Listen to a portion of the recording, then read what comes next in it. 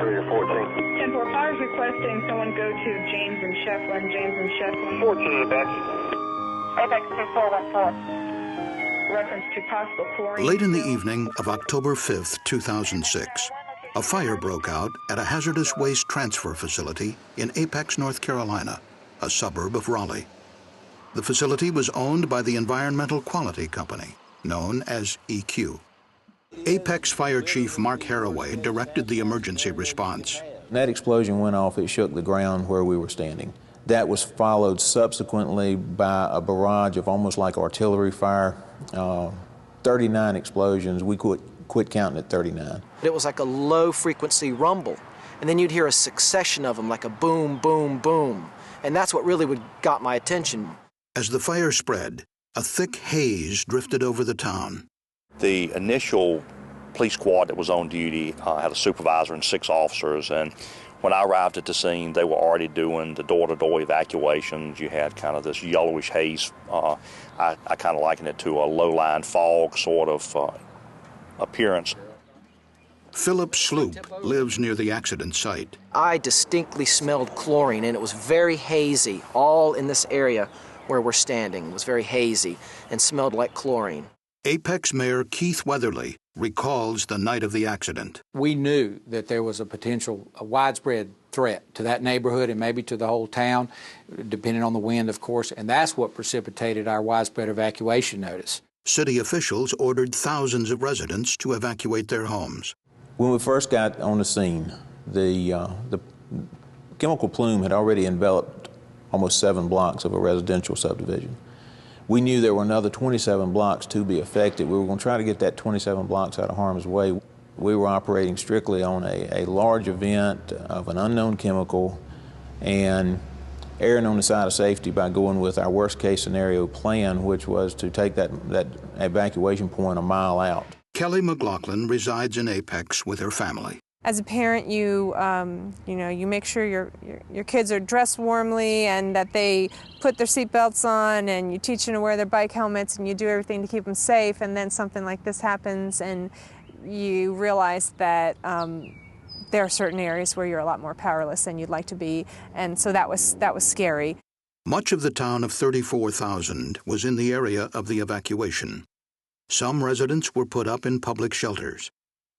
Because of shifting winds, the entire Incident Command Center, which involved large numbers of police, fire, and EMS personnel, had to be relocated 5 times.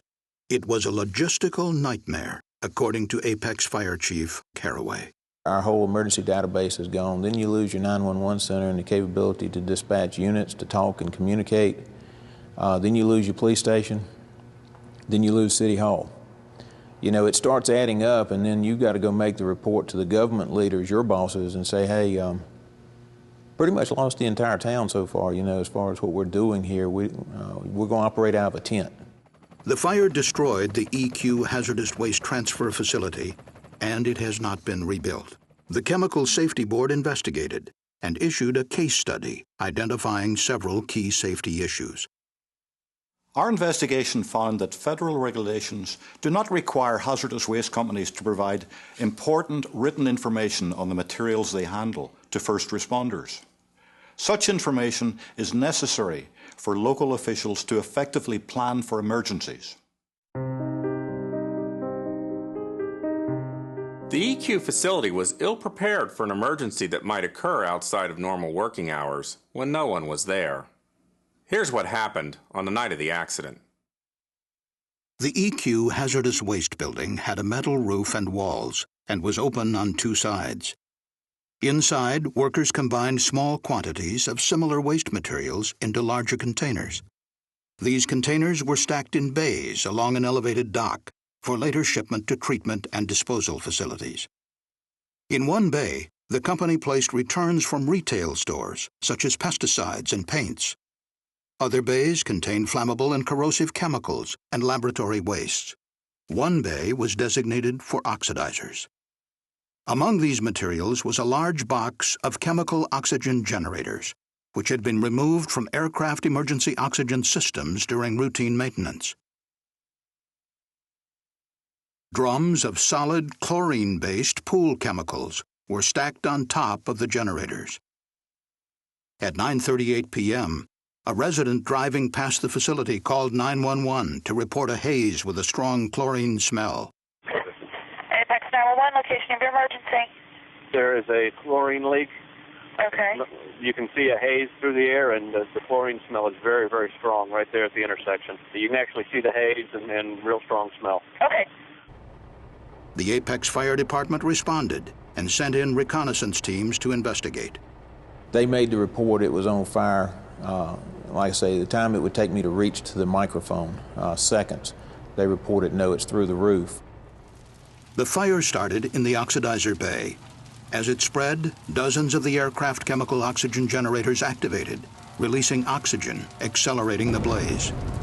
The fire spread quickly to the flammable liquid bay, burning through the roof and causing numerous 55-gallon drums of waste to burst, sending fireballs hundreds of feet into the air.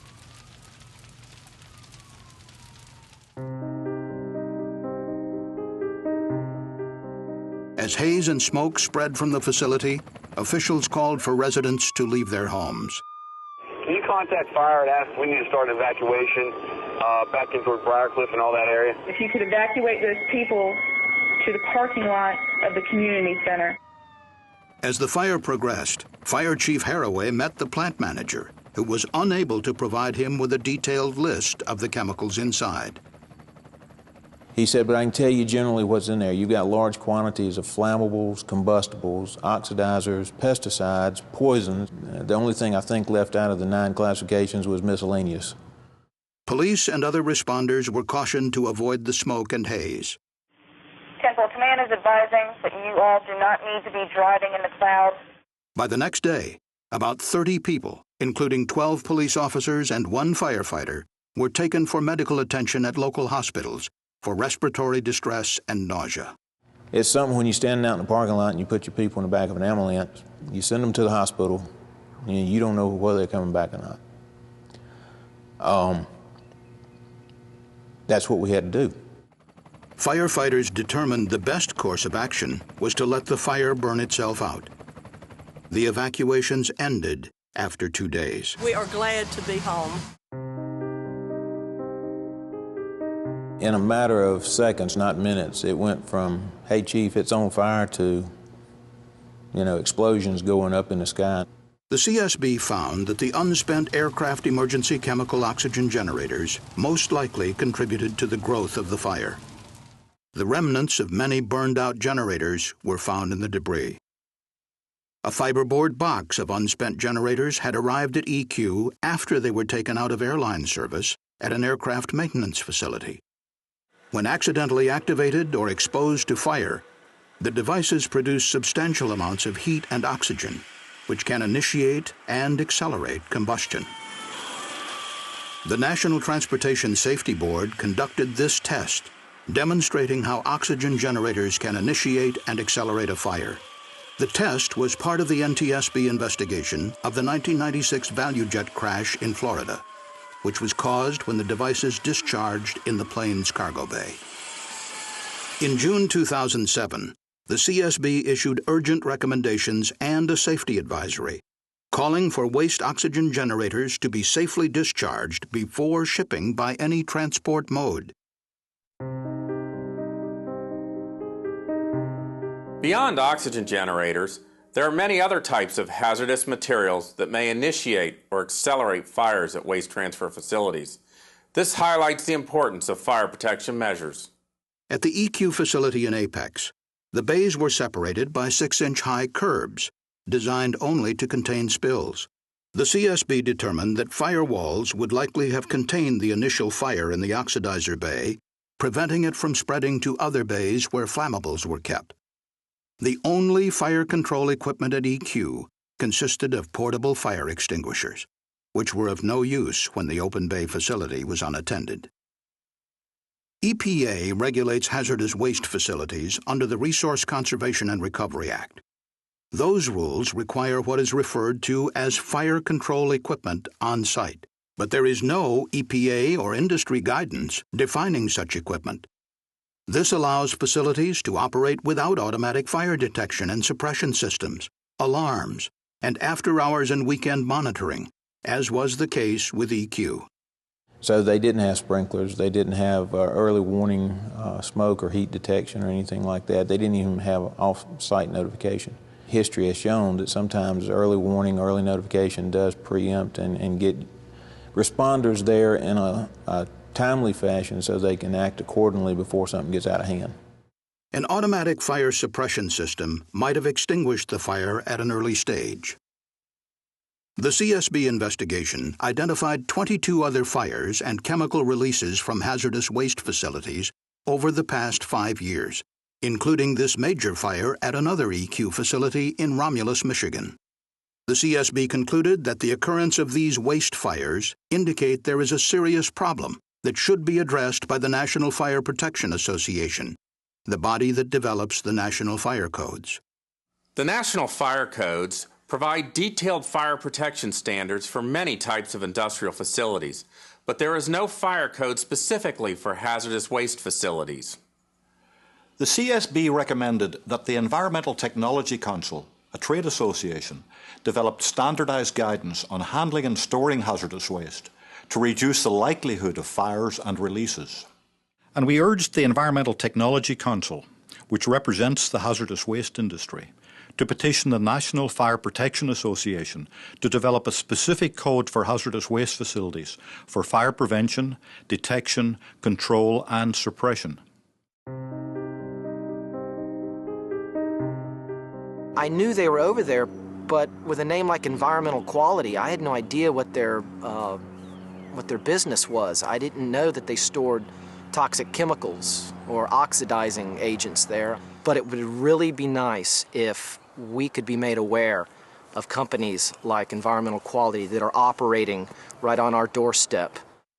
It is vital that emergency response agencies be well informed about hazardous materials stored within their jurisdictions.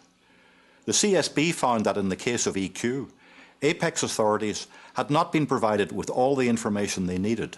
Citizens expect us as the local jurisdiction to have knowledge of what's in our town, and also to have some official oversight on the way the facility is being run, managed, and how those chemicals are being, frankly, used, because it does pose a potential threat. The CSB found that the EQ facility in Apex had not provided written information on the specific types, quantities, and locations of hazardous materials to the fire department or the local emergency planning committee. And when the fire occurred, there were no company personnel immediately available to provide information to the fire department. That's an untenable situation for us to be in, not knowing the threat posed by that fire and explosion. Fire departments, police, hospitals, and others in the community can better plan for emergencies when they are provided detailed information in advance. Although the EPA does require hazardous waste facilities to provide authorities with information about the materials they store and handle, the regulations do not explicitly state what information must be shared. To help assure that emergency responders and communities get the information they need for planning, the CSB made the following recommendation. The EPA should require that companies handling hazardous waste provide written information to state and local emergency response officials on the type, approximate quantities, and locations of hazardous materials within their facilities. This information should be updated periodically within the 10-year period of an EPA permit. Having been a policeman for 30 plus years, I am 100% convinced that preventing incidents is much better than responding to them. So one of the things that you want to do is to have as much knowledge as you can about what's in your community and know what's there and have a good level of understanding. My recommendation would be to go and look at your existing plan and identify, make sure your plan is up to date. Do a vulnerability assessment and a hazard assessment of your community. Make sure you don't have hazards that you're not even aware of.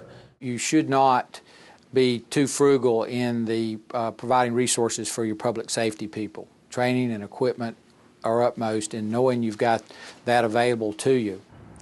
I guess I would just say to anyone who manufactures chemicals or stores or transports them that I'd really appreciate that they consider the magnitude of what they do and how not following safety precautions can really impact not only people but whole communities, and not just one generation but generations to come. We believe adoption of the CSB recommendations would reduce the likelihood of major accidents at hazardous waste facilities. Thank you for watching this CSB safety video. For more information on the CSB investigation of the EQ accident, please visit our website at csb.gov.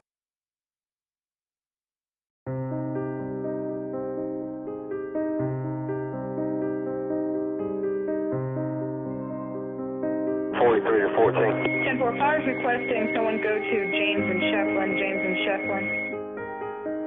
Apex 2414. Reference to possible chlorine spill. 38, which direction are you coming from? Timeout 2138 hours. On North Mason, heading towards center. 420 go, 1020 go there. Full copy. 38, just advised. It appears that cloud is moving to the west. Can you contact fire and ask if we need to start evacuation?